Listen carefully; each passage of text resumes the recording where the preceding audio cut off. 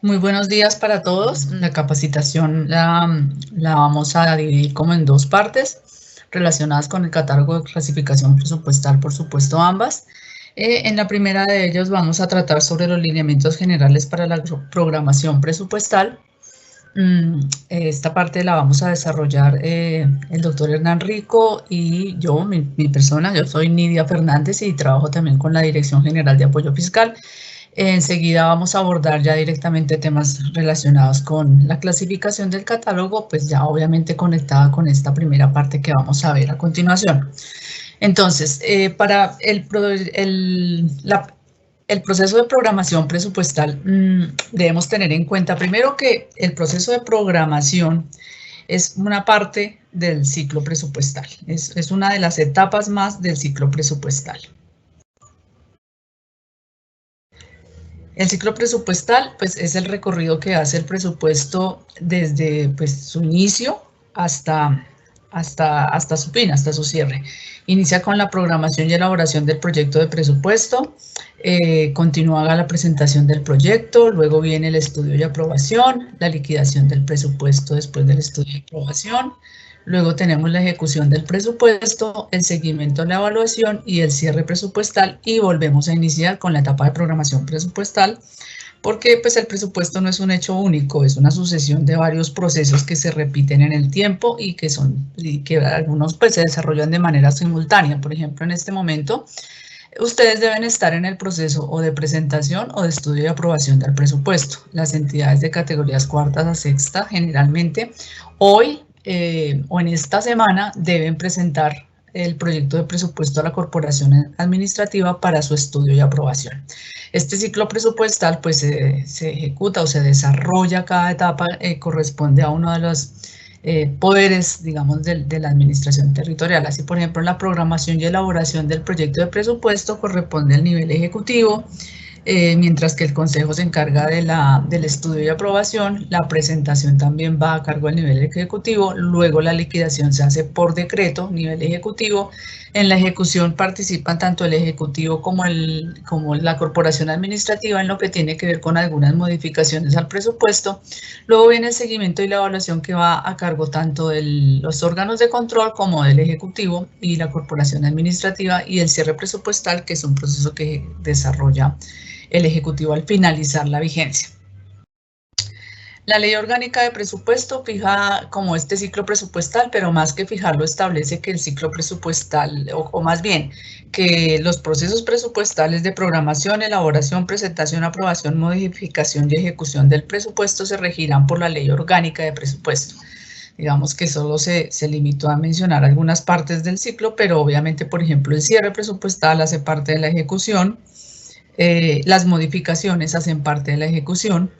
Ya el decreto 1068 de 2015 se encargó como de numerar las etapas del ciclo presupuestal para mencionar las que estamos aquí viendo en pantalla.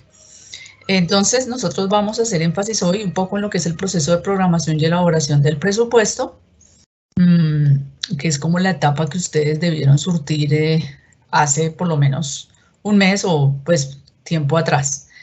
La programación del presupuesto, pues es como lo vemos acá, es la preparación antes de presentarlo a la corporación administrativa, quien debe estudiarlo y aprobarlo. Este proceso de programación a veces las entidades territoriales lo dejan de lado, y es un proceso muy importante porque de una buena programación depende que haya equilibrio entre los ingresos disponibles y los gastos que se quiere ejecutar durante la vigencia. Cuando el presupuesto se programa mal o el proyecto de presupuesto se programa mal, eso conlleva desequilibrios posteriores, generación de déficit, etc. De acuerdo con el artículo 45 del Estatuto Orgánico de Presupuesto, corresponde al gobierno preparar el presupuesto con base en los anteproyectos que presenten cada uno de los órganos que hacen parte del presupuesto general del municipio, y ya vamos a ver cuáles son esos órganos. Generalmente, la Secretaría de Hacienda consolida todo el presupuesto que presentan los órganos, y la Secretaría de Planeación hace el presupuesto o consolida el presupuesto de inversión, de acuerdo con el Plan Operativo Anual de Inversiones. Bueno, Entonces, ya entrando como a lo que es el proceso de programación presupuestal y los aspectos que hay que tener en cuenta. Entonces, es importante como hacer énfasis en que el presupuesto es una herramienta, un instrumento a través del cual se materializa el plan de desarrollo. Esta ha sido una constante en las normas de programación presupuestal, comenzando por la Constitución Política, que en el artículo 346 señala que corresponde al gobierno preparar anualmente el presupuesto de rentas que deberá corresponder al plan de desarrollo. En el mismo sentido, el artículo 10 del Estatuto Orgánico de Presupuestos señala que la Ley Anual sobre Presupuesto General de la Nación es el instrumento para el cumplimiento de los planes y programas de desarrollo económico y social. Entonces, el presupuesto pues, es un instrumento de planeación cuyo objetivo principal, lo dice la Constitución, lo recalca la Ley Orgánica, es ejecutar el plan de desarrollo. O sea, es el instrumento mediante el cual se ejecuta el plan de desarrollo. Pero adicionalmente nosotros tenemos otros instrumentos de planeación. Mucho antes del plan de desarrollo, por ejemplo, tenemos el programa de gobierno, que de acuerdo con la ley 131 de 1994, es el que presentan los ciudadanos que son candidatos o que aspiran a ejercer las alcaldías o las gobernaciones. Ese programa de gobierno se supone que nosotros como ciudadanos no escogemos un candidato, una persona, escogemos un programa de gobierno que responde a las necesidades que nosotros como ciudadanos consideramos necesita nuestra comunidad. Entonces, ese plan de desarrollo, una vez es electo el alcalde o el gobernador, se convierte o es la base para elaborar el plan de desarrollo. Pero digamos que encima de todos esos instrumentos de planeación está el marco fiscal de mediano plazo. Si ustedes ven en la diapositiva, tenemos un programa de gobierno que, pues, como les digo, es el que se presenta antes de ser electo el gobernador o alcalde. El plan de desarrollo, que es a 4 años, el presupuesto es a una vigencia fiscal, mientras que el marco fiscal de mediano plazo es un instrumento de planeación de 10 años.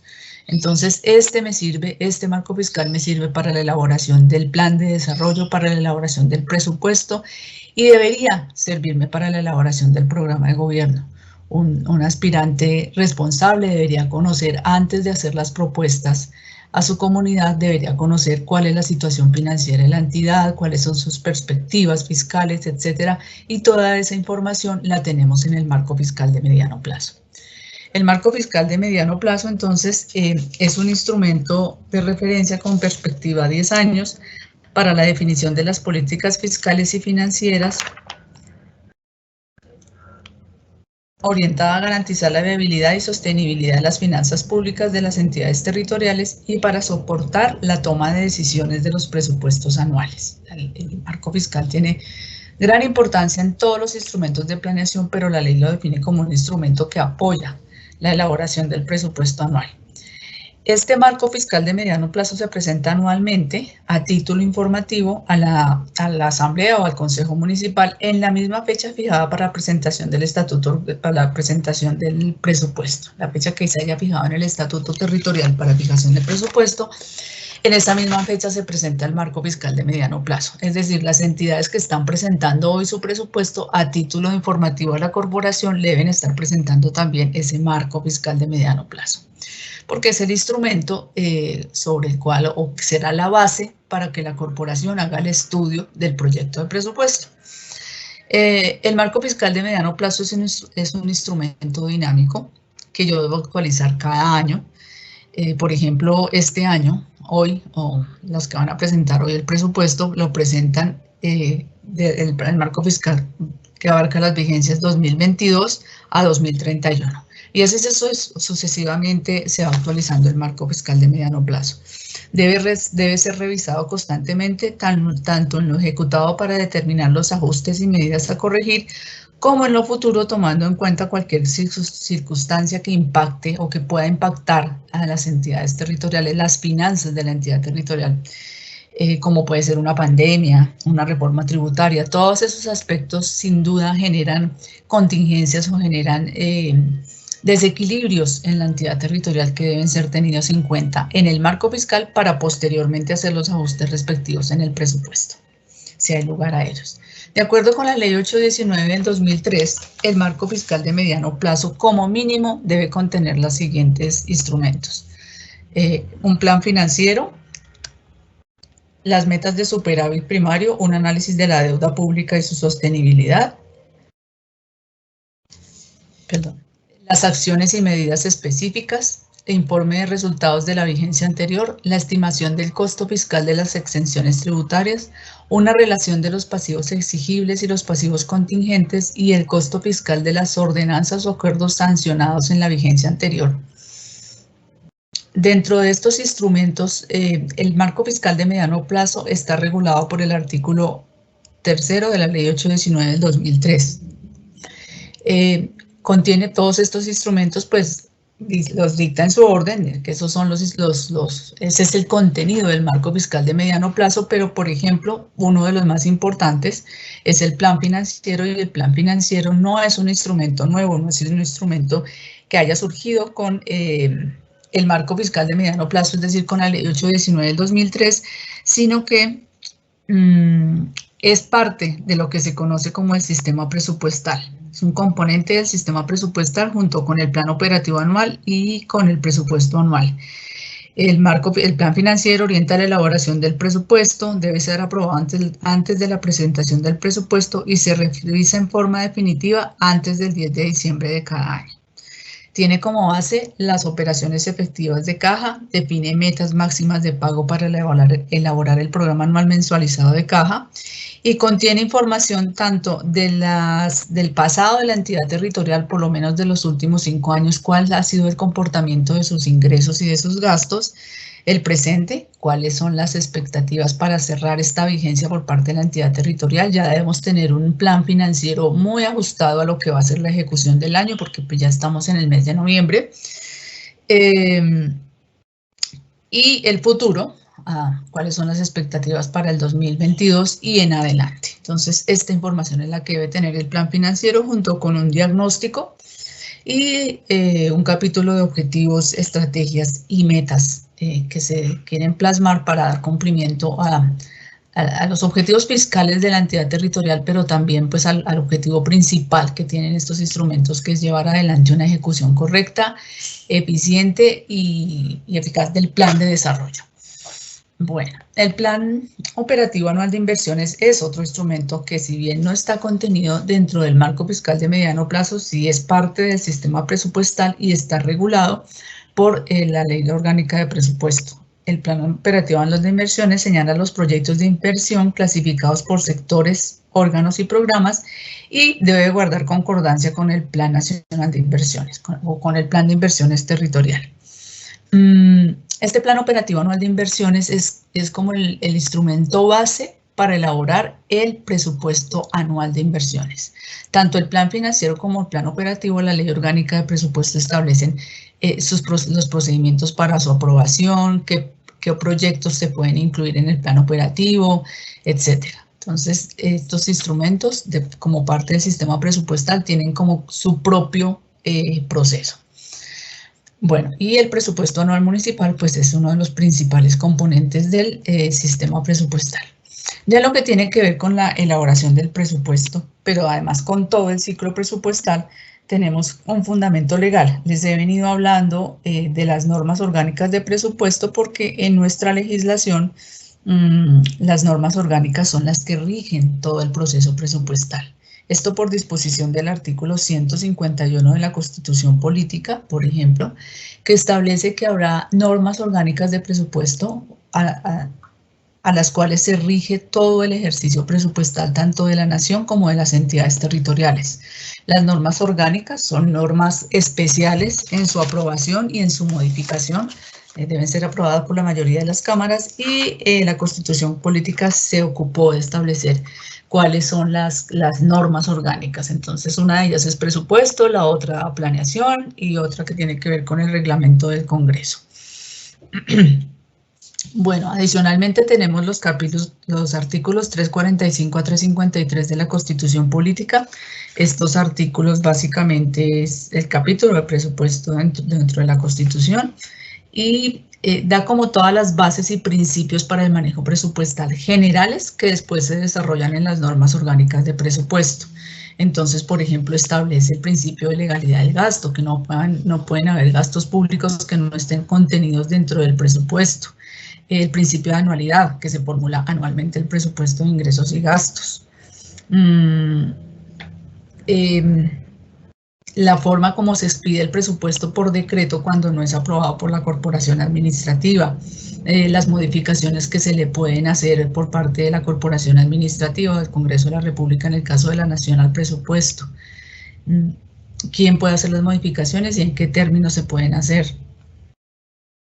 Tiene además un artículo, el 352 a 353, que hablan de que las entidades territoriales se regirán tanto por los principios presupuestales como por el contenido de la Constitución Política y por las normas orgánicas de presupuesto. ¿Y cuáles son esas normas orgánicas? Tenemos el Estatuto Orgánico de Presupuesto, que compila 3 normas orgánicas. Este es el Decreto 111 de 1996, que compila la Ley 38, la 179 y la 225 de 1995.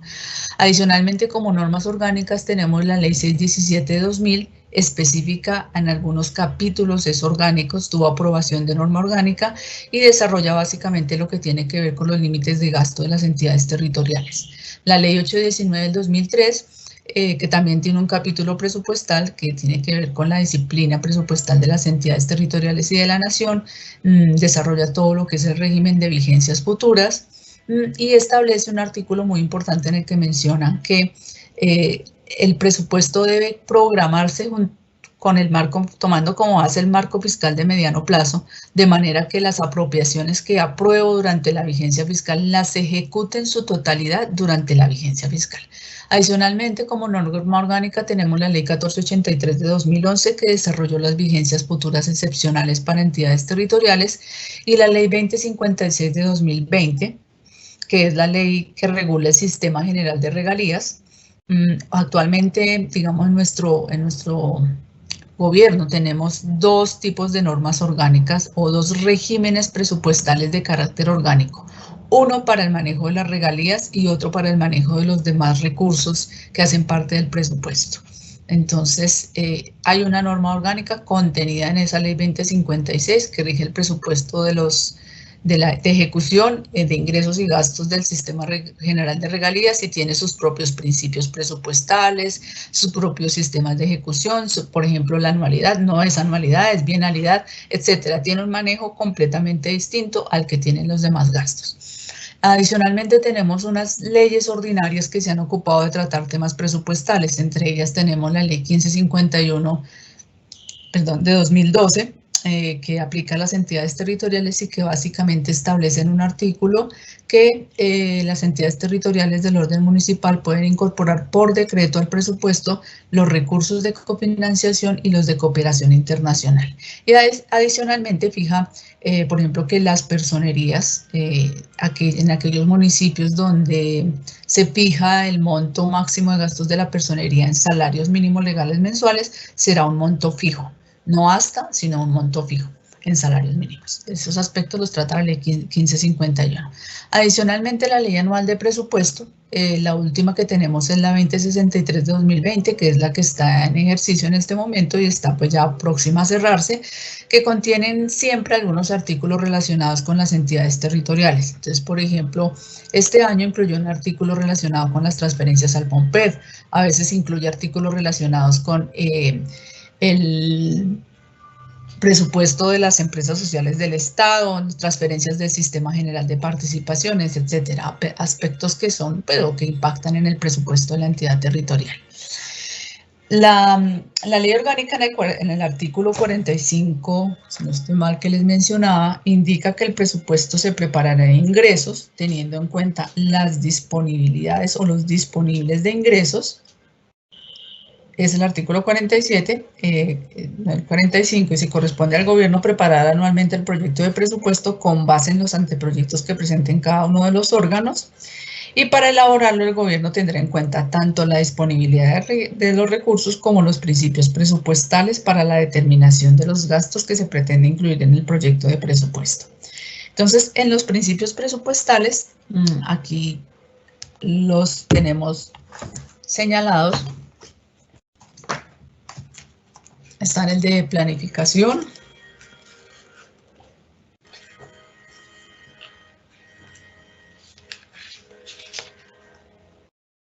que establece que el presupuesto general debe guardar concordancia con los contenidos del plan de desarrollo. Fíjese que siempre se hace mucho énfasis en que el presupuesto es un instrumento de ejecución del plan de desarrollo. El principio de anualidad, que establece que el año fiscal comienza el 1 de enero y termina el 31 de diciembre.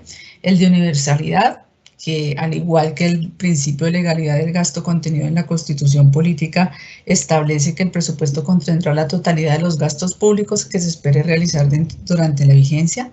El principio de unidad de caja, que establece que con todos los ingresos que se recauden, con el recaudo total de las rentas se va a atender el pago oportuno de los gastos incluidos en el presupuesto. Este principio es relativo para las entidades territoriales, puesto que muchos de sus recursos no son de destinación específica y las leyes que se han ocupado de dar las destinaciones se encargan a veces de indicar que con esos recursos no se puede hacer unidad de caja. Es el caso, por ejemplo, de los recursos del Sistema General de Participaciones, que expresamente la Ley 115 del 2001 señaló que con los recursos del sistema no es posible hacer unidad de caja. El principio de universalidad, que establece que el presupuesto contendrá la totalidad de los gastos, es solo para los gastos, no es antes, la ley 38 anteriores establecían universalidad tanto para ingresos como gastos, ya no hay para ingresos, pero obviamente cuando yo voy a ejecutar un gasto del presupuesto, pues debe estar dentro del presupuesto del ingreso. La programación integral, que establece que todo programa deberá contener simultáneamente los gastos de inversión y de funcionamiento que se exijan para la ejecución de un proyecto de inversión. El principio de especialización, que establece que las apropiaciones deben referirse en cada órgano a su objeto y funciones y se ejecutarán conforme al fin para el cual fueron aprobadas. Yo no puedo ejecutar en el nivel central gastos que no correspondan a ese órgano. No puedo ejecutar, por ejemplo, los gastos del salario del personero, de las prestaciones sociales del personero o del contralor, etcétera, con cargo al nivel central, porque ellos son un órgano o sección del presupuesto y con cargo a ese órgano o sección del presupuesto se ejecutan esos gastos. Eso es el principio de especialización.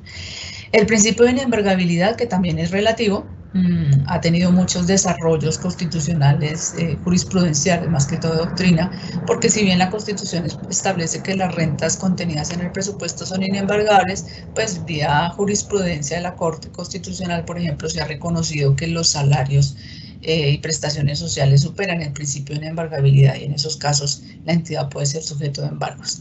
Los principios de coherencia macroeconómica y homeostasis presupuestal, que básicamente establecen que las entidades territoriales o pues que las entidades que hacen parte del presupuesto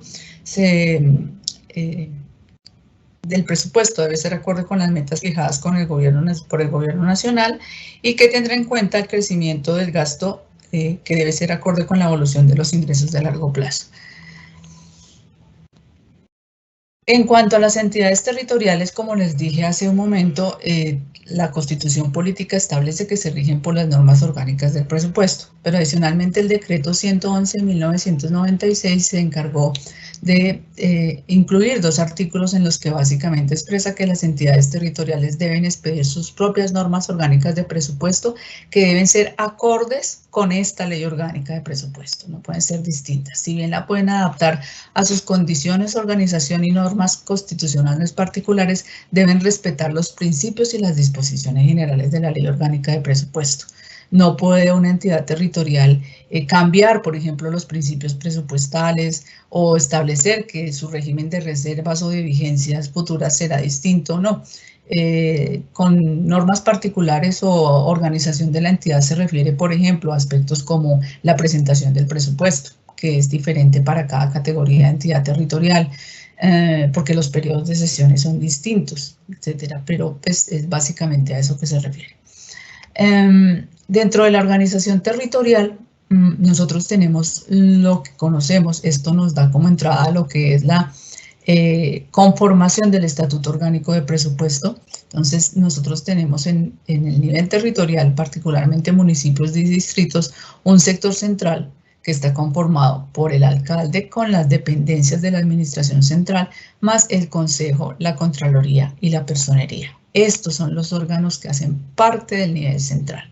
Adicionalmente tenemos los establecimientos públicos, las empresas industriales y comerciales y las sociedades de economía mixta. Estos tres hacen parte del sector descentralizado, pero los establecimientos públicos se incluyen dentro del presupuesto general.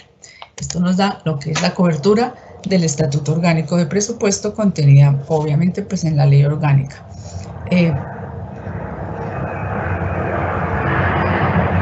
Pasando un avión.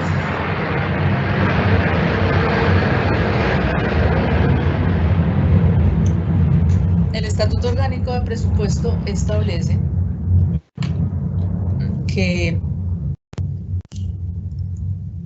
en cuanto a la cobertura, el estatuto consta de dos niveles. Un primer nivel que corresponde al presupuesto general, que está compuesto por los presupuestos de los establecimientos públicos y el de la entidad territorial. Este de la entidad territorial es como el que conocemos como el presupuesto municipal o el presupuesto departamental, y en el caso de la nación, cuando hacemos referencia al presupuesto de la nación, nos referimos pues al del nivel central y los órganos de control.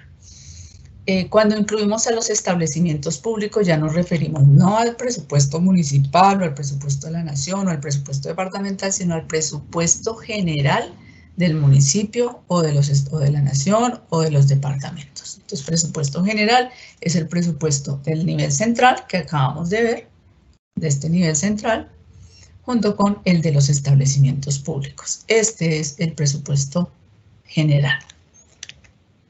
Adicionalmente, establece la Ley Orgánica de Presupuesto que un segundo nivel de cobertura del estatuto incluye la fijación de metas financieras a todo el sector público y la distribución de los excedentes financieros de las empresas industriales y comerciales y de las sociedades de economía mixta con régimen de empresa industrial y comercial sin perjuicio de la autonomía que la Constitución y la ley les otorga. A las empresas industriales y comerciales del Estado y las sociedades de economía mixta con régimen de aquellas se les aplican las normas que expresamente las mencione del Estatuto Orgánico de Presupuesto. Hay normas que las incluyen expresamente y hay otras disposiciones que no, pero la ley, el Estatuto Orgánico se encargó de afirmar o de reiterar que estas empresas se rigen del Estatuto solo por las normas que las mencionan y delegó en el Ejecutivo la facultad de expedir la reglamentación del ciclo presupuestal de estas empresas. Este es el decreto 115 de 1996, que aplica pues a las empresas industriales y comerciales y sociedades de economía mixta.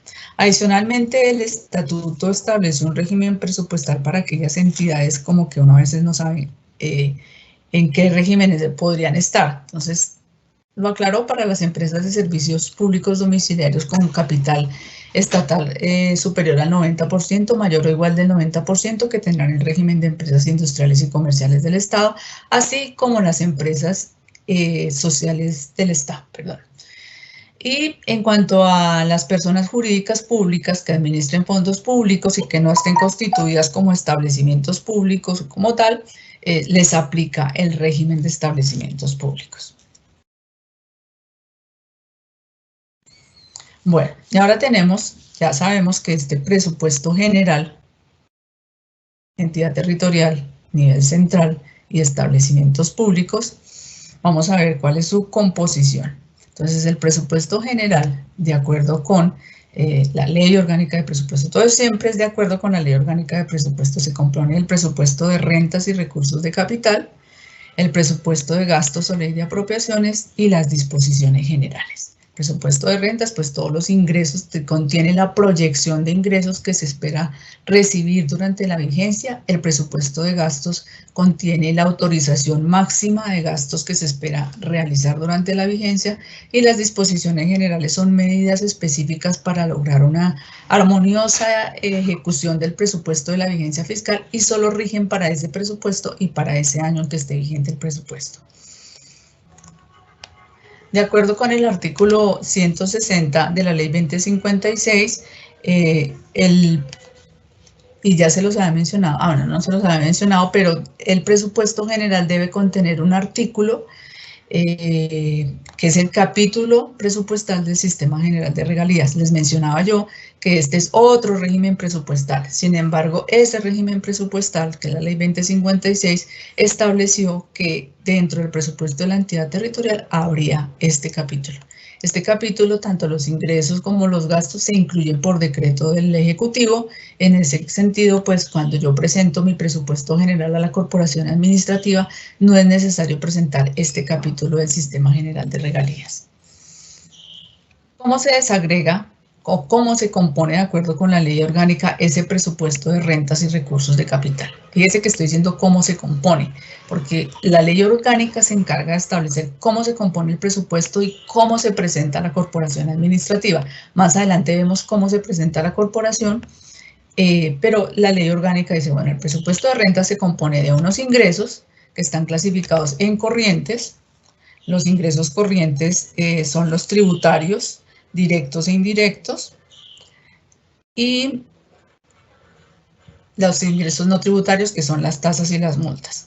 Adicionalmente tenemos los fondos especiales, que son los ingresos definidos en la ley para la prestación de un servicio público específico, así como los pertenecientes a fondos sin personería jurídica creados por el legislador.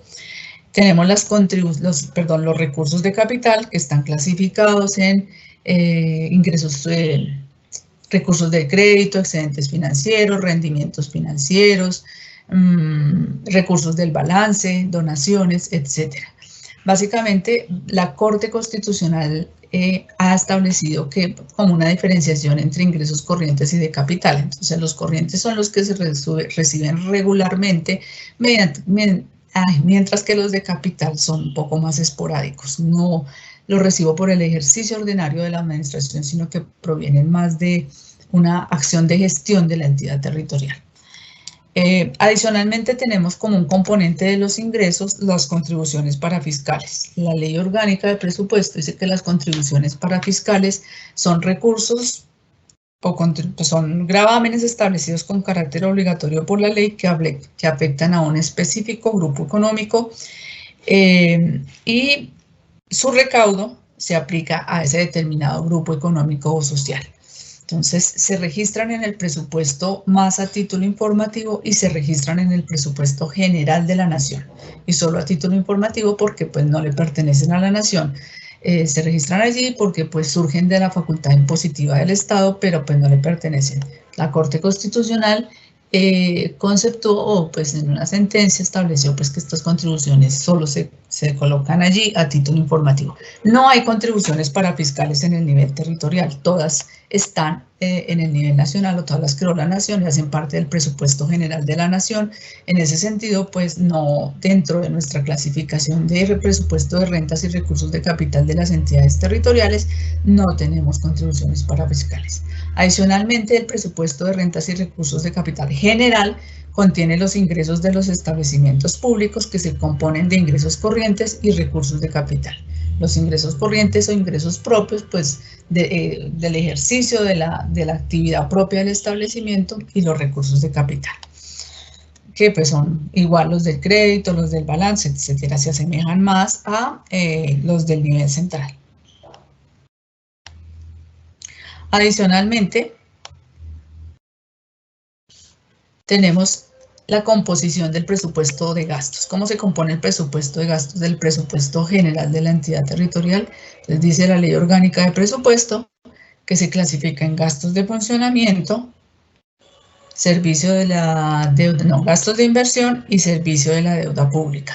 Todos ellos o cada uno de ellos clasificado por secciones presupuestales y desagregados, dice la ley orgánica de presupuesto, de acuerdo con los reglamentos que al respecto expide el gobierno nacional o de acuerdo con la reglamentación. Entonces, digamos, una mayor desagregación es, por ejemplo, la que contiene el catálogo de clasificación presupuestal para los gastos de funcionamiento. Adicionalmente, los gastos de inversión, que también tienen su desagregación mayor en el catálogo, la ley orgánica de presupuesto y algunos reglamentarios de esta han establecido que se clasifican programas, subprogramas y proyectos. Entonces, por ejemplo, el Plan Operativo Anual de Inversiones, que veíamos hace un momento como parte del sistema presupuestal, se clasifica en proyectos de inversión, Y la Ley Orgánica de Presupuesto ya dice que el presupuesto de inversión como tal contiene programas y subprogramas. Adicionalmente tenemos el servicio de la deuda. En este servicio de la deuda van los intereses, las amortizaciones tanto de la deuda interna como externa, y también va, por ejemplo, el fondo de contingencias, porque la Ley 448 de 1998, recientemente modificada por la última Ley de Plan de Desarrollo, modificó esa ley y estableció que las entidades territoriales también deben tener un fondo de contingencias. Entonces, este fondo hace parte del servicio de la deuda interna, igual que los bonos pensionales tipo A y B, de acuerdo con el artículo 72 de la Ley 617 de 2000. Entonces, el presupuesto, como les digo, pues clasificado por cada una de las secciones que componen el presupuesto. Entonces, acá vamos a tener a todo ese nivel central que vimos por allá arriba, y pues a los órganos de control. Pero esta es otra de las particularidades, por ejemplo, que tiene la organización, la estructura administrativa y las condiciones especiales de las entidades territoriales. Y es que hay secciones del presupuesto que no ejecutan, por ejemplo, servicio de la deuda. Es el caso, por ejemplo, del Consejo, la Personería, la Contraloría. Ellos no deben tener en su presupuesto servicio de la deuda porque pues, no lo ejecutan. Gastos de inversión, por ejemplo, solo hay unos órganos que ejecutan inversión, que son básicamente el nivel central. Entonces, digamos, estos órganos, lo que es Contraloría, Personería, Consejo, tendrían gastos de funcionamiento, pero seguramente no tienen ni gastos de inversión ni servicio de la deuda. Adicionalmente, tenemos para la preparación del presupuesto de ingresos, cuando nosotros estamos en ese proceso de preparación, que debemos tener en cuenta unos instrumentos que me da la ley y que no son distintos de los que tiene el marco fiscal de mediano plazo. Corrijo, esto no son instrumentos de preparación que me dé la ley, sino que pues son estimaciones o aspectos que yo debo tener en cuenta en la preparación del presupuesto. Pero todos estos aspectos del 1 al 5 hacen parte del marco fiscal de mediano plazo. Entonces, tanto los impuestos, acuérdense que por allá veíamos los componentes del marco fiscal, que tiene un plan financiero donde deben estar los datos históricos de recaudo, etcétera, el volumen de transferencias del Sistema General de Participaciones, es una información que yo debo tener consignada también en mi marco fiscal, otros ingresos territoriales, las metas del plan financiero, ya lo mencioné al principio.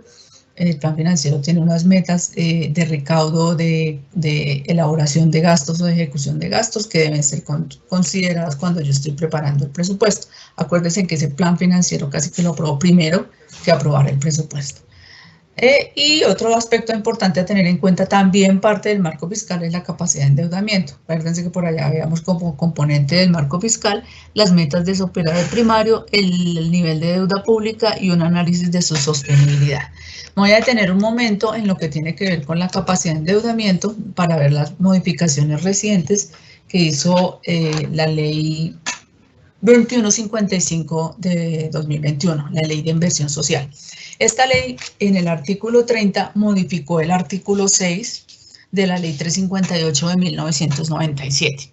El año pasado, con la emergencia económica, se expidió el decreto 678 de 2020, que contenía un artículo que se llamó los créditos de reactivación económica, el artículo 4, y que establecía ya unas condiciones flexibles de acceso al crédito. Por ejemplo, no se exigía el cálculo del indicador de solvencia, solo se tenía en cuenta el de sostenibilidad, saldo de la deuda, ingresos corrientes, y cuando la entidad territorial lo excedía, podía acceder a recursos del crédito con la presentación de una calificación. De una pues, firma calificadora de las autorizadas, una calificación de riesgo en cierto nivel. La ley 2155 lo que hizo fue dejar permanentes esas condiciones flexibles, modificando el artículo 6 de la ley 358, y básicamente lo que hace es incrementar el porcentaje de los indicadores de solvencia y sostenibilidad. Así, el de intereses de ahorro operacional pasó del 40 al 60% y el del saldo de la deuda de ingresos corrientes pasó del 80 al 100%. Cuando se exceden estos dos indicadores, cualquiera de los dos, se puede acceder a recursos del crédito siempre y cuando se cumplan con las siguientes condiciones. Para el caso de los departamentos, los municipios y los distritos de categoría especial y primera y segunda, se estableció un periodo de transición del 2021 al 2023 en el que se establece que la calificación de riesgos para créditos internos se pueden endeudar, pero siempre y cuando tengan una calificación de riesgo 2 grados menor que la máxima calificación de riesgo para operaciones internas. Y en el caso de los créditos externos deben tener autorización del Ministerio de Hacienda y calificación de riesgo como mínimo 1 grado menor que la calificación de la Nación. Una vez termine ese periodo de transición para los departamentos, municipios y distritos, esto es de las vigencias 2024 en adelante, municipios y distritos categoría especial y primera y segunda, si incumplen con esos indicadores, si exceden estos indicadores, el 60 o el 100, podrán contratar operaciones de crédito interno siempre y cuando tengan la segunda mejor calificación de riesgo para operaciones internas. Y en cuanto a créditos externos, autorización del Ministerio de Hacienda y Crédito Público y deben tener una calificación de riesgo igual a la de la Nación. En ningún caso, ni los departamentos ni los municipios y distritos de categoría especial, primera y segunda, van a requerir de la suscripción de planes de desempeño cuando incumplen con los límites. Entonces, antes de incumplimiento no se requiere. Y hacemos claridad aquí en que los créditos externos, sea que la entidad cumpla o incumpla con esos indicadores, los créditos externos siempre van a requerir por sus características autorización del Ministerio de Hacienda y Crédito Público. En el caso de los municipios y distritos de categoría tercera a sexta, pues obviamente estos indicadores son los mismos para todas las entidades territoriales de todas las categorías, pero cuando se excede esos indicadores para estos municipios y distritos de categoría tercera a sexta, se estableció que pueden acceder a recursos de crédito interno y externo siempre y cuando tengan autorización de la Nación y suscriban un plan de desempeño. O sea, el plan de desempeño que ya estaba vigente en la Ley 358, ahora queda vigente solamente para municipios y distritos de categorías tercera a sexta frente al incumplimiento de esos límites. Bueno, visto así, entonces reconfiguramos lo que conocíamos como los semáforos, ¿no? Entonces, o las instancias de endeudamiento. Entonces ya decimos que estamos en instancia autónoma cuando la relación intereses-ahorro operacional es menor o igual que al 60 y cuando la relación saldo de la deuda de ingresos corrientes es menor o igual a 100. Ahí se dice que la entidad territorial está en instancia autónoma y puede endeudarse con el cumplimiento de los requisitos que establece la ley, pero pues obviamente no requiere ni la calificación de riesgo que acabamos de mencionar, ni autorización del ministerio, nada, es autónomo para endeudarse. Y estará en instancia crítica cuando la relación intereses-ahorro operacional sea mayor del 60% y la relación saldo de la deuda ingresos corrientes sea mayor al 100%. Adicionalmente, la ley estableció como un régimen sobre los créditos de tesorería. Lo que hizo aquí básicamente fue que el decreto 678 de 2020 en el artículo 3º establecía también por la situación de la pandemia unas condiciones flexibles de acceso a recursos de créditos de tesorería. Los créditos de tesorería son los que se contratan para atender necesidades inmediatas de liquidez y de esos créditos de tesorería el decreto 678 establecía que se podían pagar en la siguiente vigencia aquella en que se contrataba. Esto estaba vigente solamente para las vigencias 2020 y 2021 y lo que hizo el artículo 29 de la ley 2155 fue ampliar esta vigencia. Ya no va a ser hasta el 2021, o sea, hasta este año, sino hasta el 2023. Los créditos de tesorería de las entidades territoriales se rigen por la ley 819 de 2003 y los de las entidades descentralizadas por los decretos ley 1222 y 1333 del 86. Esas disposiciones están vigentes, pero temporalmente están suspendidas y aplica lo que establece el artículo 29 de la ley 2155 de 2021. En cuanto, por ejemplo, a la relación del porcentaje sobre los ingresos, para establecer o mirar como las principales diferencias que tienen los de la ley 819 y el decreto ley 1222 suspendidos temporalmente con los del artículo 29 de la ley 2155 que amplió básicamente el contenido del artículo 3 del decreto 678. Entonces, de una parte, pues los de la ley 819 no pueden exceder una doceava de los ingresos en el caso de las entidades territoriales y el 10% en el caso de las descentralizadas. Y estos porcentajes para el caso de las entidades territoriales se calculan con base en los mismos ingresos que se toman para determinar la capacidad de endeudamiento, y en el caso de las entidades descentralizadas pues se toman los ingresos presupuestales, los corrientes o los ordinarios, decía el decreto ley 1222 y el 1333. Y el decreto 678 establece que no podrán exceder el 15% en ambos casos de entidades territoriales o descentralizadas, y se toman los ingresos presupuestales. En relación con la fecha de pago, pues ya lo expliqué, se amplió hasta la vigencia 2023, los que se contraten se pueden pagar en la siguiente vigencia que ya en que se contratan. Y algunas disposiciones comunes en relación con la legislación vigente y temporal, disposiciones comunes en relación con los créditos de tesorería.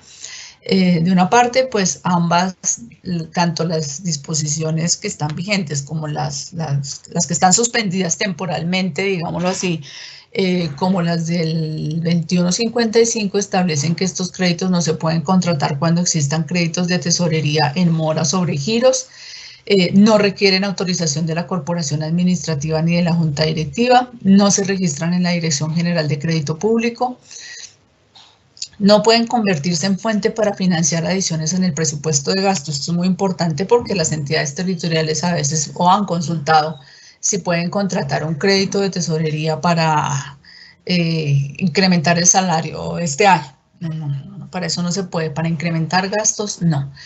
El porcentaje de ingresos se calcula sobre los proyectados, pero siempre se va a evaluar sobre los recaudados. Y esto es muy importante que lo tengamos en cuenta para el ejercicio que hacen los órganos de control. Los créditos en mora y sobre giros, para consultar esta situación se debe acudir a los reportes de la CIFIN y el contador de la entidad territorial debe certificarlo. La ley 2155 trajo un parágrafo en el que establece que los créditos de tesorería pueden ser pagados con créditos de largo plazo previo al cumplimiento de los requisitos dispuestos por la ley 358 del 97. Es decir, los que se hayan contratado, por decir algo, en el 2020, en el marco de la emergencia, pueden ser pagados y que debían ser pagados a más tardar el 31 de diciembre de este año. Entonces, con este parágrafo pueden ser pagados con un crédito de largo plazo, siempre y cuando obviamente se cumpla con todo lo dispuesto en la ley 358, lo que nos remite a que esto aplica para los créditos de inversión, toda vez que la ley 358 de 1997 es muy clara al determinar que las operaciones de crédito público de largo plazo aplican solamente para gastos de inversión. Ahora vamos a ver lo que tiene que ver con la preparación del presupuesto de gastos. Acá le voy a dar la palabra a mi compañero Hernán Rico y él nos va a hablar un rato de este tema. Muchas gracias, doctora Nidia. Mi nombre es Hernán Rico, como ya me presentó ella.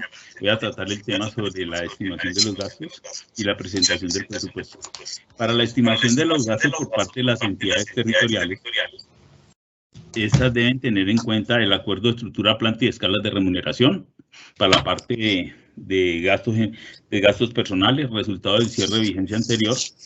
Debe tener en cuenta la parte correspondiente al plan de desarrollo, plan de inversiones, en la parte del plan operativo anual de inversiones, que es la base para elaborar el presupuesto de inversión, las sentencias en contra de la administración, servicio de la deuda, el pago de los servicios públicos. De acuerdo con el Estatuto Orgánico de Presupuesto, establece una de las prioridades con el servicio de la deuda, la sentencia en contra de la administración, los gastos de funcionamiento y entre esos el pago de los servicios públicos de las entidades territoriales.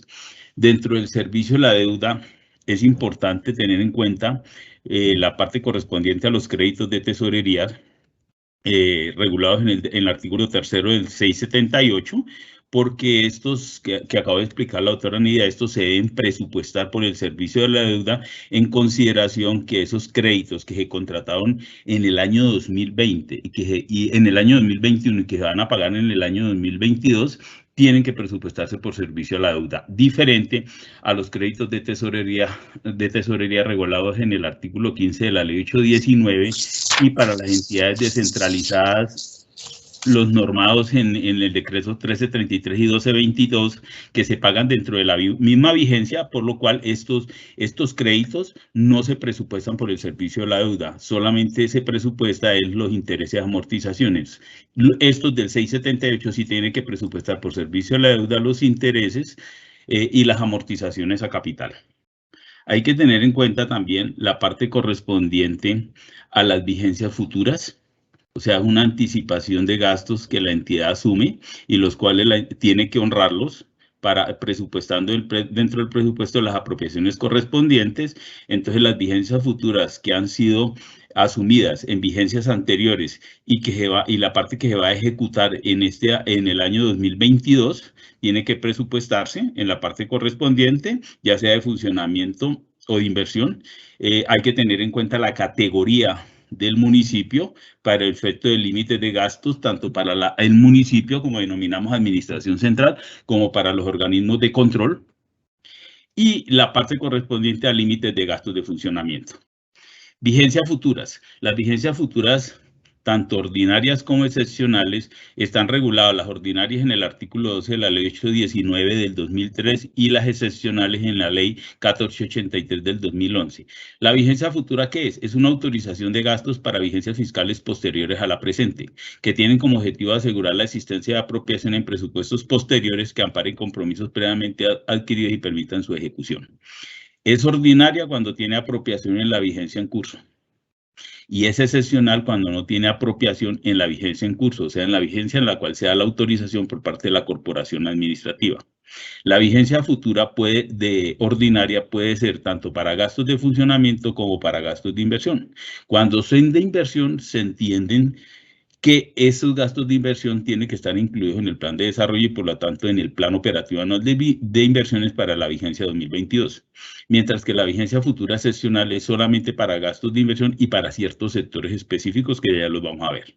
Las vigencias futuras, tanto ordinarias como excepcionales, son autorizadas por el Consejo a iniciativa del gobierno local previa aprobación del CONFIS. En esta parte es muy importante tener en cuenta aquellos municipios que tengan establecimientos públicos, deben tener claridad en que esas vigencias futuras de los establecimientos públicos lo aprueba la corporación administrativa, así como la corporación administrativa le aprueba el presupuesto de estas entidades descentralizadas. ¿A qué se debe eso? A que los establecimientos públicos son las únicas entidades descentralizadas que hacen parte del presupuesto general de una entidad territorial.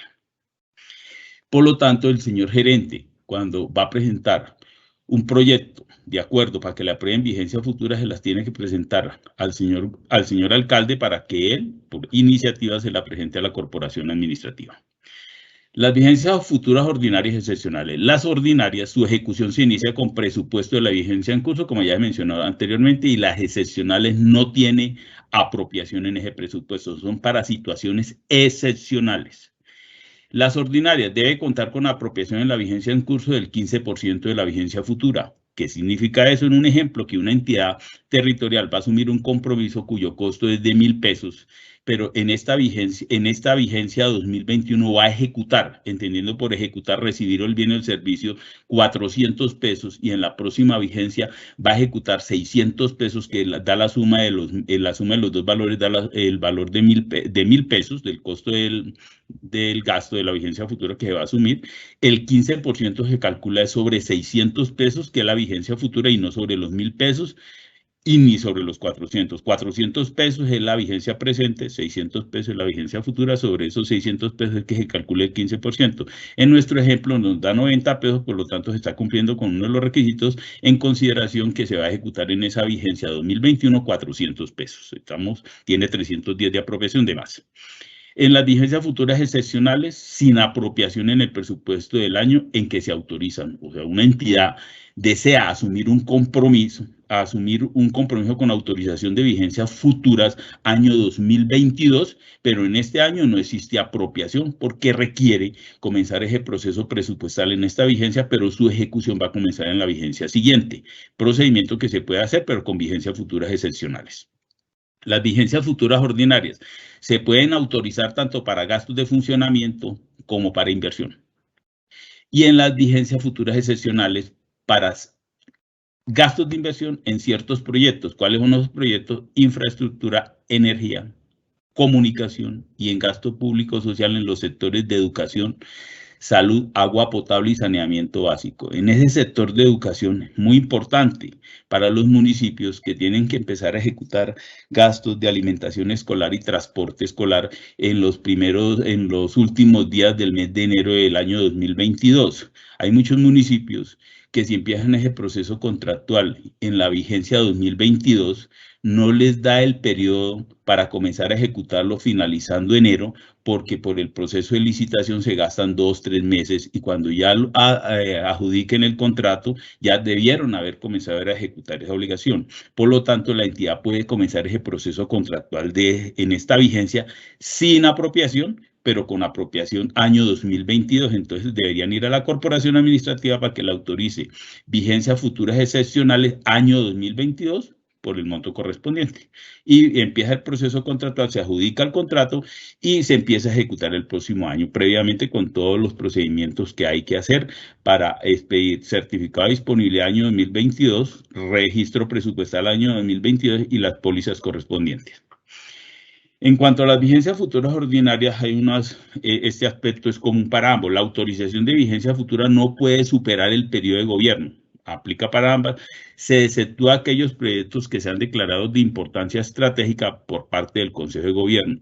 En las vigencias futuras ordinarias, esa importancia estratégica no estaba definido en ninguna normatividad ni le autorizó al gobierno para que lo reglamentara, por lo tanto se debe tener en cuenta la parte estratégica del plan de desarrollo para ver si ahí está mencionado ese proyecto de inversión.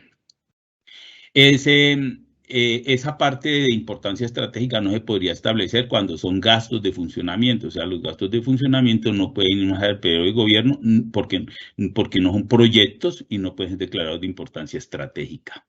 Ahora, en la parte de las vigencias futuras excepcionales, esa importancia estratégica, la norma, la ley 1483, autorizó para que el gobierno reglamentara la materia y por lo tanto el gobierno la reglamentó expidiendo el decreto 2767 del 2012 y ahí estableció que con fundamentos de estudios de reconocido valor técnico que contempla la definición de obras prioritarias e ingeniería de detalle se determina la importancia estratégica de estas vigencias futuras excepcionales.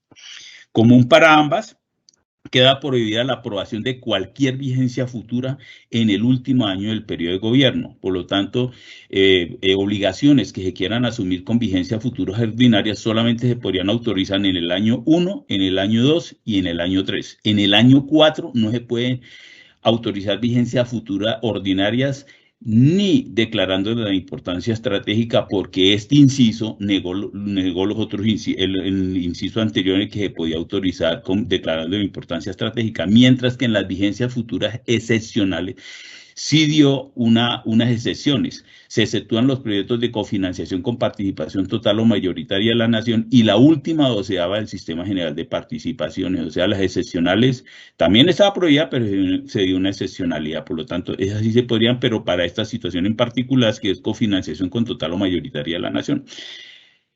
¿Qué sucede si una entidad del orden nacional de la nación le va a cofinanciar un proyecto a una entidad territorial, en nuestro ejemplo de 1.000 pesos, pero la nación solamente le va a cofinanciar 450 pesos, pues no se podría aplicar esto y no se podía autorizar vigencias futuras excepcionales para ese proyecto, porque dice total o mayoritaria de la nación, tendría que ser mayor al 50%. Así, ahí en nuestro ejemplo sería por ahí 501 pesos como mínimo la cofinanciación del orden nacional.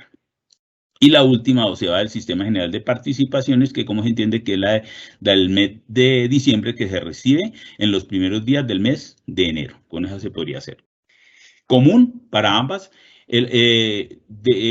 cuando son vigencias futuras, tanto ordinarias o excepcionales, que tienen cofinanciación del orden nacional, se debe tener concepto previo y favorable del Departamento Nacional de Planeación. El monto, el plazo y las condiciones de esas vigencias futuras deben ser consistentes con las metas plurianuales del marco fiscal de mediano plazo.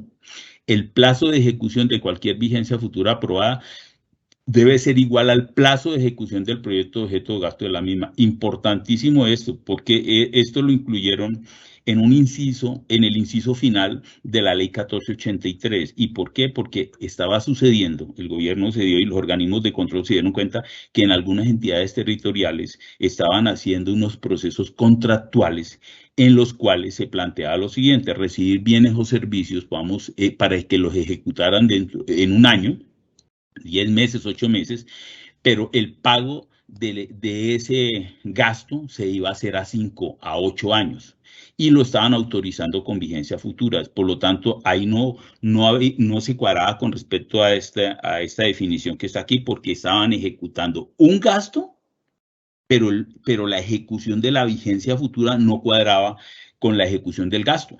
Y entonces lo estaban asimilando eso a vigencia futura y lo estaban autorizando con vigencia futura ese proceso contractual. Y ese proceso contractual no se puede hacer con vigencias futuras. Eso es una operación de crédito público, porque está recibiendo el bien con plazo para su pago. Concepto que está reglamentado en el artículo 17 del decreto 2681, que es reglamentario de la ley 80 respecto a las operaciones de crédito público. Por lo tanto, cuando una entidad hace un proceso contractual cuya ejecución la va a recibir durante 1 año, 2 años, pero su plazo va a ir a plazo, no se puede hacer con vigencia futura, sino le tiene que hacerlo con operaciones de crédito público y tiene que cumplir los indicadores de endeudamiento definidos en la ley 358 en el artículo 2 de la ley 819 respecto al superávit primario. Los proyectos de objeto de vigencia futura deben estar consignados en el plan de desarrollo y sumados todos los compromisos que se pretendan adquirir por esta modalidad, incluidos sus costos futuros de mantenimiento y administración, no deben sobrepasar la capacidad de endeudamiento de la entidad territorial. Los montos por vigencias futuras que se comprometan con vigencias futuras ordinarias y excepcionales se descontarán de los ingresos que sirven de base para el cálculo de la capacidad de endeudamiento. Importante estos 2 ítems, como todos los anteriores, pero básicamente esto que es lo que se está buscando es que una entidad territorial, cuando aprueba vigencia futura, debe mostrarle a los miembros de la corporación administrativa cómo esas vigencias futuras afectan su capacidad de endeudamiento, y lo que debe lograr es que la entidad territorial en esos años en el que va a pagar vigencias futuras y que va a cumplir con operaciones de crédito público pueda cumplir con esas 2 obligaciones y en algún momento no le toque llegar a decidir: o pago vigencias futuras pero deje de pagar parte de operaciones de crédito público, o pago operaciones de crédito público y deje de pagar vigencia futura. Tiene que cumplir con las 2 obligaciones en los años correspondientes en que ha comprometido a pagar operaciones de crédito público y vigencias futuras. Vigencias futuras ordinarias excepcionales, ya es un resumen. El plazo de la vigencia futura va atado el periodo de ejecución del proyecto y no el del financiamiento de lo mismo, aunque se debe identificar la fuente que servirá de financiación de la vigencia futura. ¿Qué significa esto? Y esas consultas lo hacen, no lo hacen a la Dirección de Apoyo Fiscal. Es la siguiente: un municipio pregunta que va a asumir un compromiso que le vale los mismos 1.000 pesos, va a ejecutar 400 este año y 600 el próximo año, pero dice: yo tengo dentro del presupuesto todos los 1.000 pesos en la apropiación, autorizado eso. Y adicionalmente le dicen en la consulta: tengo los 1.000 pesos en bancos. Entonces pregunta que si eso requiere vigencias futuras. La vigencia futura, por eso lo dice aquí, no va atado a la fuente de financiación, sino a la ejecución del gasto. Una entidad territorial puede llegar a tener dentro del presupuesto, en nuestro ejemplo, los 1.000 pesos de apropiación, puede tener los 1.000 pesos en tesorería, pero eso no significa si le toca lo que conlleva a establecer si le toca aplicar o no vigencia futura. No, es la ejecución del gasto. La pregunta que debería hacerse la entidad territorial es: ¿ese gasto de 1.000 pesos lo voy a ejecutar todo durante el año 2021? La respuesta de nuestro ejemplo es no. Nomás voy a ejecutar 400 y 600 el próximo año. Por lo tanto, ahí le toca solicitar autorización de vigencia futura porque está ejecutando un gasto más allá del 31 de diciembre de la vigencia en la cual le dieron la autorización correspondiente. ¿Qué sucede con esa entidad territorial que tenía los 1.000 pesos? Pues esos 600 pesos, si no va a asumir más compromisos sobre esa apropiación, porque para un gasto específico, pues esa apropiación, de acuerdo al artículo 89 del decreto 111, fenecen esa apropiación, esos 600 pesos. No asumió compromiso porque nomás asumió 600 pesos. Y los 600 pesos que están en tesorería, porque se entiende que los 400 es para ejecutar y pagarlos, eso es lo que se entiende que va a pagarlos dentro de esa vigencia. Esos 600 pesos que le quedan en tesorería pasan para la próxima vigencia fiscal como recursos de capital dentro de recursos del balance, porque no están respaldando a 31 de diciembre ningún compromiso, ninguna reserva presupuestal o cuenta por pagar ejecutada con cargo al presupuesto del 2021. Los va a ejecutar es en el año 2022. La fuente de financiación de la vigencia futura puede ser recursos propios, caso en el cual no requiere ninguna autorización, o recursos del crédito, caso en el cual requiere las autorizaciones de endeudamiento y contar con los indicadores y requisitos para acreditar la capacidad de pago, solvencia, sostenibilidad, superávit primario y en algunos casos calificación de riesgo. Las operaciones de crédito público son en esencia una operación de ingreso. Las vigencias futuras son una operación de gasto, por lo tanto, para tomar un crédito, no se requiere autorización de vigencia futura, pero se debe cumplir con todos los requisitos para el endeudamiento. En el decreto 1068, que es compilatorio de todas las normas del sector Hacienda, el decreto 1068 del 2015, hay por allá un artículo en el cual se estipula excepciones a las vigencias futuras y entre esas están las operaciones de crédito público, los empréstitos, los créditos de proveedores que son operaciones de crédito público. También es necesario tener en cuenta aquí, por ahí han llegado consultas que, ejemplo, preguntan a una entidad como Ecopetrol que ellos cofinancian proyectos de las entidades, de una entidad territorial. Y ese proyecto lo va a cofinanciar y van a firmar un convenio con la entidad territorial, pero el que va a hacer aportes a la entidad territorial en una parte, podría ser todo el monto del costo del proyecto, se los va a aportar Ecopetrol.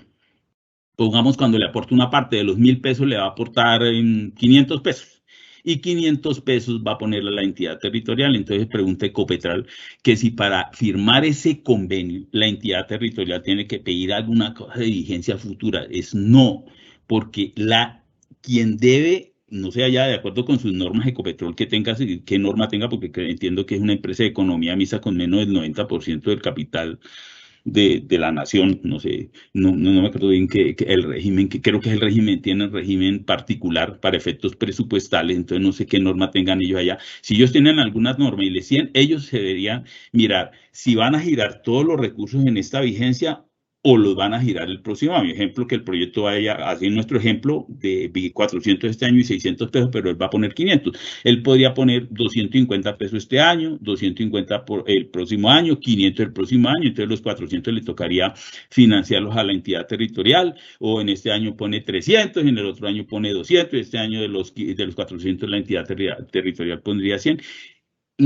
Quien debería solicitar vigencia futura, si tiene esa exigencia en su normatividad, es Ecopetrol, si va a poner una parte de este año esos 500 pesos y la otra parte del próximo año, y lo va a girar todo este año, no tendría que solicitar una vigencia futura de Ecopetrol, pero la entidad territorial no tiene que solicitar nada de autorización ni de disponibilidad presupuestal, porque es que ahí él no está ejecutando gasto, el que está ejecutando gasto es Ecopetrol. La entidad territorial, cuando tendría que mirar si tiene que pedir vigencia futura, es cuando, con base en esos 500 pesos que le va a poner Ecopetrol y los 500 que él va a poner, y sabiendo que ese proyecto va a ejecutar 400 este año y 600 pesos el próximo año, él es el que tiene que entrar a determinar cuando va a haber ese proceso de licitación si necesita vigencias futuras o no, para la ejecución de esos recursos que le está aportando Ecopetrol, que va a colocar y que van a ejecutarse en el próximo año. Ahí sí debería hacerlo, pero para firmar el convenio no, el que tiene que mirar es la entidad que le va a poner plata a la entidad territorial que va a ser la ejecutora del proyecto. Otro de los ítems que se deben tener en cuenta para efectos de la presupuestación de los gastos es la categorización de los municipios y distritos. Eso está establecida la categorización en el artículo 6 de la ley 136 del 94, que fue modificado posteriormente por el artículo 2 de la ley 617, después por el artículo 7 de la ley 1551, y la última modificación es la del artículo 153 de la ley 2106 del 2019. ¿Por qué le recalco esta normatividad? Porque hay muchas entidades que no tienen conocimientos de esta normativa, y es básico que lo tengan porque hay algunas, no son unas pequeñas diferencias, entonces no de fondo, pero hay unas pequeñas diferencias, entonces es muy importante que tengan en cuenta cuál, porque van y toman por ahí el artículo 2 de la ley 617 pensando que esa es la última norma que existe para efectos de categorización, y no es así. ¿Qué se debe tener en cuenta? Se expide mediante decreto antes del 31 de octubre de cada año. Para eso se debe tener en cuenta los ingresos corrientes de libre destinación, que es certificado por la Contraloría General de la República, la situación geográfica, habla la norma sobre esa, población certificada por el DANE y una relación que hay de gastos de funcionamiento sobre ingresos corrientes de libre destinación, que es certificada por la Contraloría General de la República, certificación que debe ser expedida por la Contraloría General de la República a más tardar el 31 de julio de cada año. O sea, eso ya deberían haberse expedido esa certificación y ya deberían haberse categorizado a los municipios de acuerdo con el procedimiento a la fecha que tenemos ahorita. Esa categorización la debe expedir el señor alcalde durante, antes del 31, máximo al 31 de octubre de cada año, como dice aquí la norma, mediante decreto. Si no categoriza la entidad territorial, vamos, si no se categorizó antes del 31 de octubre de este año, quien debe categorizar es la Contaduría General de la Nación, o sea, el Contador General de la Nación, y lo debe hacer durante el mes de noviembre. Categoría de los municipios, la norma establece unos intervalos, de acuerdo a, acuérdense que en Colombia existen 7 categorías de municipios, que es la categoría especial a sexta. Hay unos intervalos establecidos por población y por ingresos corrientes de libre destinación en números de salario mínimo legales mensuales. La nueva normatividad, la última, el artículo 153 de la ley 2106 del 19, estableció que estos municipios se dividían en grandes municipios, los de grandes municipios en categoría especial y primera, municipios intermedios, segunda, tercera y cuarta, y municipios básicos, quinta y sexta. En el párrafo 5 estableció que estos grupos que se dividieron, que ubicaron los municipios, establece que a cada uno de estos grupos se le presentan, deben tener un régimen de organización, gobierno y administración para cada uno de ellos. Para categorizarse el municipio que se ubica por población, las certificaciones que expide el DANE y las certificaciones que expide la Contaduría General de la Nación, vamos para la categoría que la entidad debió haber adoptado para el año 2022, que debió haber hecho en el año 2021. Esas certificaciones son del año 2020. Por lo tanto, de acuerdo con esa población del año 2020, certificada por el DANE, la entidad territorial se debe ubicar en la categoría que le corresponda. Para eso debe tener en cuenta y debe coger los ingresos corrientes de libre destinación certificados por la Contraloría General de la República, lo divide en el salario mínimo legal mensual del año 2020 que expidió el gobierno nacional para esa vigencia, y eso le da un número de salario mínimo legales mensuales de ingresos corrientes de libre destinación, se ubica. Si concuerda los ingresos con respecto a la población, esa es la categoría de la entidad territorial.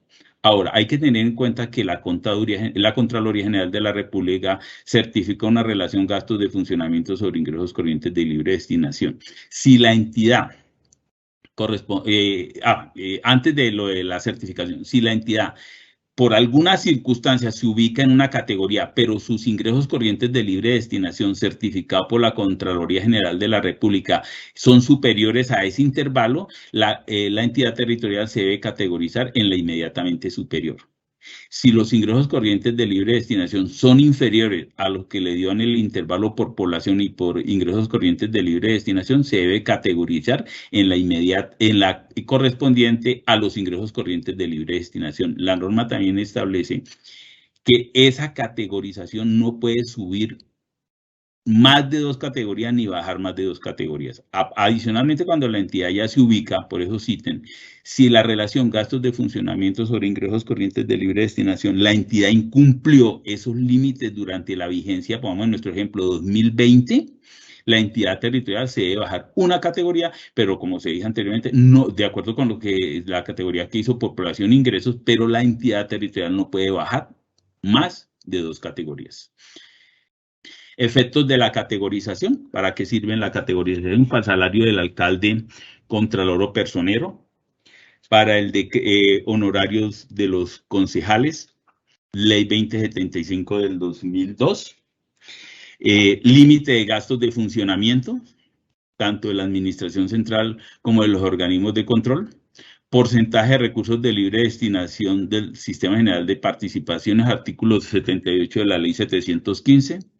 Periodo de sesiones de los concejales que están reglamentados por allá en el artículo 23 del decreto 1333 de 1986 y el Código de Régimen Municipal, y número máximo de sesiones a pagar que está establecido en el artículo segundo, la última modificación de la Ley 2075 del 2020, que modificó el artículo 66 de la Ley 136 de 1994, que ya había sido modificada por la Ley 1368 del 2009. Límite de gastos para los municipios. La relación funcionamiento de ingresos corrientes de libre destinación, la norma estableció el artículo 6 unos porcentajes sobre los ingresos corrientes de libre destinación.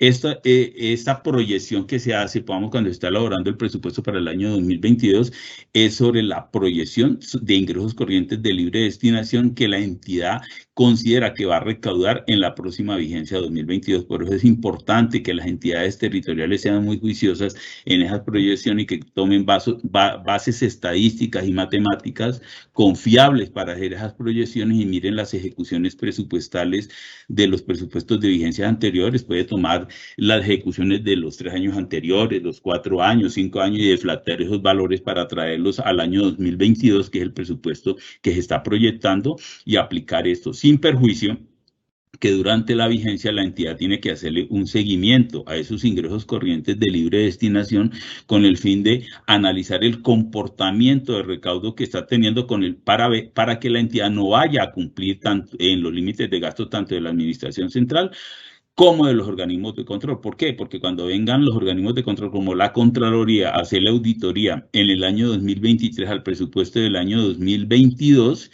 ellos van a tener en cuenta son los ingresos corrientes de libre destinación recaudados, y la entidad no tiene ninguna justificación para decir que como eso lo hizo en el año 2021 sobre proyecciones, por eso es que incumplió. No, la entidad tiene que hacerle un seguimiento al presupuesto diariamente para ver ese comportamiento, y para eso es muy importante tener en cuenta el programa anual mensualizado de caja. Aparte, dentro de este porcentaje establecido acá, no están incluidos los gastos de los organismos de control. Eso están por aparte, porque el artículo 12 del decreto 192 había establecido que los límites de gastos de los organismos de control como Contraloría, Personería y Consejo hacían parte de este porcentaje, pero el artículo 735 en el artículo tercero del decreto 735 derogó el artículo 12 del 192, y al derogarlo se entiende que ya no hacen parte de este límite de gasto, y adicionalmente en uno de los decretos estableció que dentro de este porcentaje, aunque presupuestalmente ellos hacen parte del presupuesto del municipio, para efectos de la ley 617 no se tendrían en cuenta. Límite de gastos de los organismos de control municipales están los consejos, las personerías y las contralorías. Para el límite de gasto del consejo, ¿cómo se determina? Se toman los honorarios de los concejales por los números del valor de los honorarios por sesiones, por el número de concejales, por el número de sesiones, más los ingresos corrientes de libre destinación. En especial, primera y segunda, la norma autoriza 150 ordinarias en la proyección de ese presupuesto y hasta 40 extraordinarias. Y en los municipios de tercera, cuarta, quinta y sexta, 70 ordinarias y hasta 20 sesiones extraordinarias, dice la norma, más el 1.5% de los ingresos corrientes de libre destinación.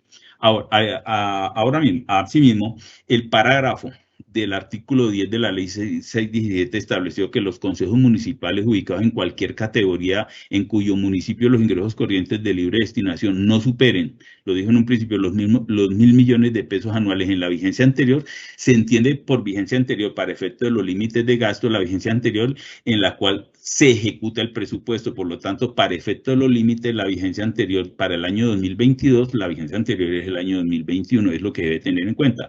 A sabiendas que cuando se está elaborando elaborando el presupuesto, todavía no se ha hecho el cierre presupuestal y no se sabe si la entidad en su momento había superado los 1.000 millones de pesos. ¿Qué pasó con estos? Si era inferior a 1.000 millones de pesos, podría optar, en vez de tomar el 1.5% de los ingresos corrientes de libre destinación, 60 salarios mínimos legales mensuales. Pero ¿qué pasó con estos 1.000 millones de pesos? Eso fue demandado ante la Corte Constitucional. La Corte Constitucional se pronunció en sentencia C-189 del 2019 y estableció que esos 1.000 millones de pesos habían quedado fijos y ya habían perdido su efectividad que había buscado la ley 617 cuando se expidió en el año 2000. En el año 2000, la efectividad que cumplían unos municipios que se beneficiaban de esto, que estaban por debajo de 1.000 millones aproximadamente, eran como 500 municipios, y que ya en el año 2019, cuando se presentó la demanda, hicieron los estudios con datos del año 2018, los municipios beneficiados aproximadamente eran como entre 40 y 50, entonces que esos valores se deberían indexar. Entonces se pronunció en esa sentencia y dijo que esos 1.000 millones se deberían indexar a partir del año 2000, actualizándolo con el índice de precio al consumidor certificado por el Departamento Administrativo por el DANE, Departamento Administrativo Nacional de Estadística, tomando como base el año 2000 y ese año 2000 indexándolo de una vez con el IPC certificado para el año 2020 y trayendo ese valor cada año aproximadamente para el año 2022, aproximadamente que le dé 2.500 millones de pesos. Esos 2.500 millones de pesos representan lo que era 1.000 millones de pesos de acuerdo con esa indexación, esa actualización en el año 2000. Por lo tanto, las entidades que estén por debajo de 2.500 millones de pesos podrán optar por tomar 60 salarios mínimos legales mensuales o 1.000 millones de pesos. Se entiende que les beneficia a esas entidades mejor tomar 60 salarios mínimos legales mensuales. ¿Cuál salario mínimo legal mensual? Si se está elaborando el presupuesto del año 2022, se toma el proyectado para el año 2022. A sabiendas que cuando ya se esté ejecutando el presupuesto y el gobierno nacional haya expedido el decreto del salario mínimo legal mensual, ese valor se tiene que ajustar, ya sea si se toma un valor menor o un valor mayor, y hay que ajustarlo a ese valor porque es un límite de gastos. Ahora, las personerías. El límite de gasto de las personerías está establecido de acuerdo a la personería si pertenece a municipios de categoría especial primera y segunda como un porcentaje sobre los ingresos corrientes de libre destinación. Este porcentaje es un límite de gastos. ¿Por qué le recalco eso? Porque para las personerías de municipios de tercera, cuarta, quinta y sexta, cuando se expidió el artículo 10 de la ley 617, esto también era un límite en salario mínimo legales mensuales, los 350, 280, 190 y 150. ¿Cuál salario mínimo legal mensual? El del salario en el cual se va a ejecutar ese presupuesto también se había sobreproyección y cuando ya se supiera el salario mínimo legal mensual tocaba ajustar esos valores. Pero también era un límite, pero eso cambió porque se expidió la ley 1551 en el artículo 37 estableció que los gastos de las personalidades de los municipios de categoría tercera a sexta siempre se fijará por el aporte máximo que sea en salario mínimo legales mensuales que fija la ley para cada vigencia, o sea, ya es un monto fijo. Por lo tanto, a estas personerías de tercera a sexta, ya no es un límite, es en un monto en salario mínimo legal y mensuales del año, vamos para el año 2022, y sobre eso es que se le debe apropiar. No se le puede hacer ni menos ni más, mientras que los de arriba puede ser ese 1.6, 1.7, ese 0.2 de los ingresos corrientes de libre destinación que tienen proyectado recaudar para el año 2022, puede ser eso o puede ser menos. Las contralorías, todos los municipios en Colombia no tienen contraloría municipal, solamente tienen contraloría los municipios de categoría especial, primera y segunda con más de 100.000 habitantes. Los municipios con población menos de 100.000 habitantes, el control fiscal lo hace la Contraloría Departamental, función sobre la cual no tiene que pagar cuota de fiscalización. El límite de gastos de las contralorías municipales está regulado en el artículo 2 de la ley 1416, porque el artículo 1 de la ley 1416 es para las contralorías departamentales. Esta norma estableció que a partir del año 2011, los gastos de las contralorías municipales y distritales sumadas a las transferencias del sector central y descentralizado crecerán porcentualmente en la cifra mayor que resulte de comparar la inflación causada en el año anterior y la proyectada para el siguiente por el respectivo distrito o municipio. Pero ese porcentaje, ese monto que se le establece a partir del año 2011 con base en el presupuesto definitivo que se proyectó para el año 2010, se tiene que ir actualizando cada uno de los años de acuerdo con los porcentajes que se estableció ahí en la normatividad, pero ese monto que debe ser financiado por el municipio y por las cuotas de fiscalización. Diferente a las contralorías departamentales, cuyo límite de gastos está establecido como un porcentaje de los ingresos corrientes de libre destinación, valor que es de responsabilidad del departamento, y las cuotas de fiscalización se suman por aparte, mientras que en las contralorías municipales, lo que aporta el municipio y lo que aporta las entidades descentralizadas suman dentro de ese valor, no van por aparte cada uno, suman para financiar ese porcentaje que le da.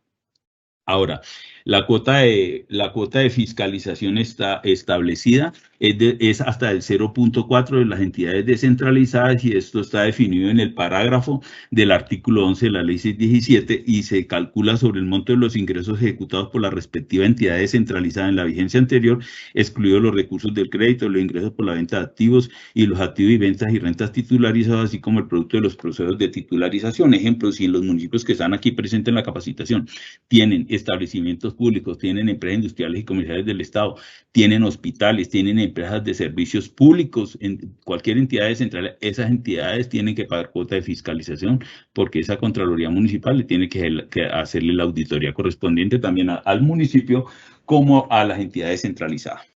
Aquí en estos límites de gastos que acabamos de pasar es muy importante tener en cuenta lo que por allá la doctora Nidia señaló entre uno de los principios presupuestales, que es el del principio de especialización. Todo gasto que ejecute una entidad territorial se debe presupuestar en la sesión presupuestal en la cual se generó ese gasto, sin perjuicio que alguna ley haya establecido que un gasto de una sesión presupuestal lo pague la administración central y no lo pague esa sesión presupuestal, como ha sucedido con algunos gastos del Consejo. Y adicionalmente, por ahí establece que, aparte de que lo paga la administración central, no le pega el límite de gastos de la administración central, pero eso tiene que haber una norma específica que establezca esa excepción. Presentación y aprobación del presupuesto. Presentación del presupuesto. El proyecto de presupuesto deberá ser presentado a consideración del Consejo el primer día del último periodo de sesiones ordinarias. Eso está reglamentado por allá en el artículo 61 del decreto 1333 del 80, es el Código de Régimen Municipal, sin perjuicio que si uno de los municipios que estén aquí presentes tengan estatuto orgánico de presupuesto, hayan establecido otra fecha, como puede ser dentro de los 10 primeros días, dentro de los 5 primeros días de ese último periodo de sesiones. Acuérdense que los periodos de sesiones de los consejos difieren de acuerdo con la categoría de los municipios. Si es de categoría especial primera y segunda, el último periodo de sesiones va de octubre a noviembre, y el artículo 23 del decreto ley 1333 del 86 establece que el objetivo prioritario de ese último periodo de sesiones es estudiar, aprobar o improbar el presupuesto municipal. Y para los municipios de tercera a sexta, ellos sesionan 4 veces al año, cada periodo de sesiones de un mes, y el último periodo de sesiones en noviembre. Por lo tanto, comenzaron desde ayer ese último periodo de sesiones, que va del 1 de noviembre al 30 de noviembre. Ahora, ¿cómo se presenta el proyecto de presupuesto al Consejo? En ingresos, de acuerdo con el artículo 11 y 53 del decreto 111 del 96, que ya por ahí lo explicó la doctora Nidia. Como un resumen, son en ingresos de la administración del municipio están los ingresos corrientes, los fondos especiales y los recursos de capital, que ya los definió, y también debe haber otro para los municipios que tengan establecimientos públicos, ingresos de los establecimientos públicos, porque si existen establecimientos públicos y esos establecimientos públicos en desarrollo de sujeto social generan ingresos, esos ingresos se tienen que incluir dentro del presupuesto general del municipio correspondiente.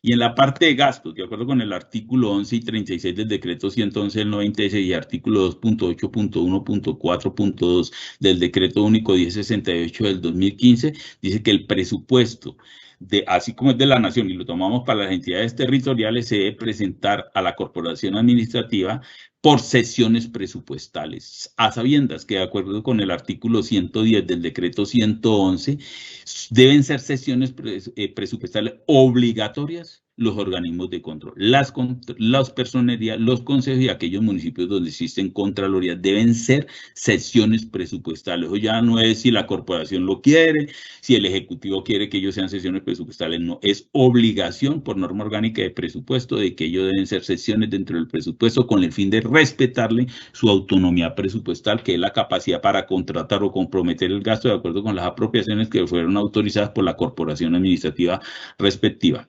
Al interior de esas sesiones presupuestales se debe dividir en gastos de funcionamiento, gastos de inversión. La norma permite que se desagreguen hasta subprogramas, programas y subprogramas, nada de proyectos para la corporación administrativa y servicio a la deuda. Adicionalmente, estos gastos que son parte de la administración central, también si tienen establecimientos públicos, los establecimientos públicos tendrían ingresos propios, que son los ingresos corrientes que ellos generen, y los recursos de capital que ellos también generen como establecimiento público. Es importantísimo que entidades que tengan los establecimientos públicos hacen parte de ese presupuesto general y por lo tanto el presupuesto de la prueba de esos establecimientos públicos la corporación administrativa correspondiente. Modificaciones al proyecto de presupuesto.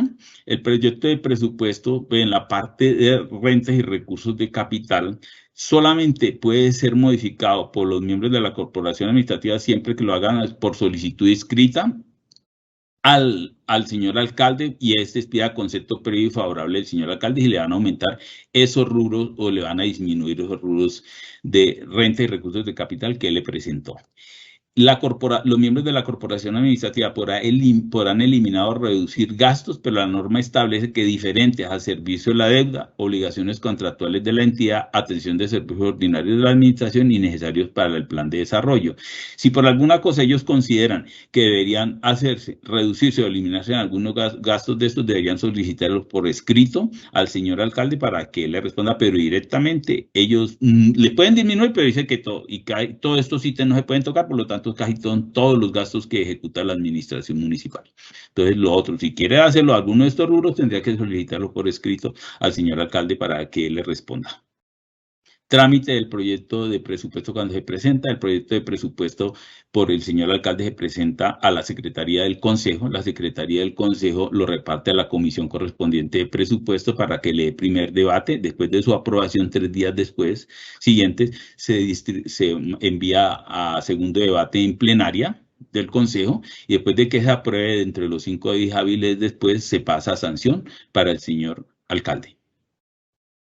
Después de que el señor alcalde sanciona el presupuesto y antes de comenzar la ejecución del presupuesto de la vigencia siguiente, el Ejecutivo, o sea, el gobierno, expide el decreto de liquidación. Ese decreto de liquidación que está establecido aquí está regulado en el Estatuto Orgánico de Presupuesto en el artículo 67 y dice que corresponde al gobierno dictar el decreto de liquidación del presupuesto general de la entidad territorial. Este decreto de liquidación se expide en el mismo nivel de desagregación global como se debe aprobar el presupuesto de un municipio. En la preparación de este decreto, la Secretaría de Hacienda seguirá las siguientes pautas. Tomará como base el proyecto de presupuesto presentado por el gobierno a la consideración de la corporación administrativa. Insertará todas las modificaciones que le hayan hecho en la corporación administrativa en los debates correspondientes y este decreto, dice, finalmente se acompañará con un anexo que tendrá el detalle del gasto para el año fiscal respectivo. O sea, en el anexo del decreto de liquidación es donde se detalla el gasto.